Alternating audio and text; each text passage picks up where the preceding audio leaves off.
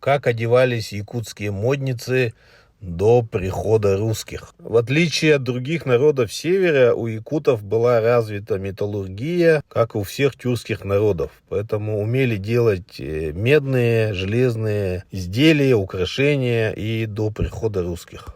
Купцы привозили бисер со всех уголков мира, даже до Якутии. Археологические находки подтверждают, что бисер был из Венеции, из Южного Китая, из Персии, со всего мира. И он по тем временам стоил немыслимо дорого. За одну бусинку одну корову могли потребовать.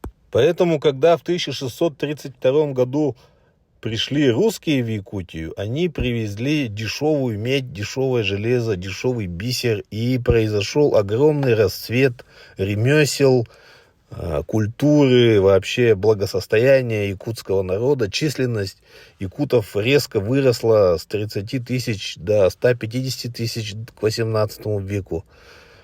То есть огромное позитивное влияние прихода русских произошло в Якутии. И это все подтверждается археологическими находками. В 1932 году будет 400 лет, как Якутия вошла в состав России.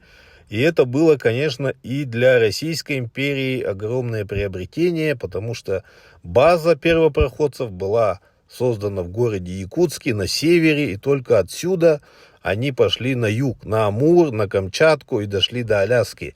На якутских лошадях обеспечивались продуктами, замороженным сливочным маслом и мясом якутских коров. Мы к этому празднику, к 400-летию, мы готовимся уже сейчас.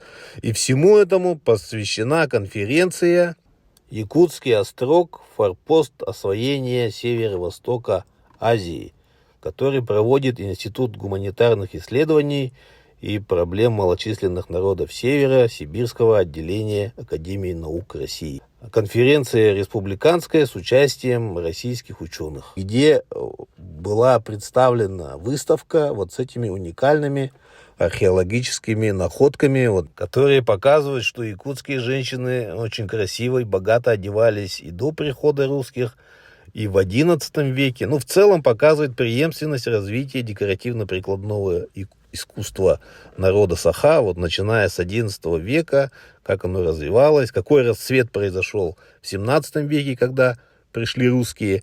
И еще больший расцвет произошел в XIX веке, когда уже из серебра стали делать украшения, потому что уже настолько якуты стали жить богато. А якутские женщины 21 века уже делают украшения из чистого серебра 999 пробы. Это уже следующий этап сохранения нашего наследия.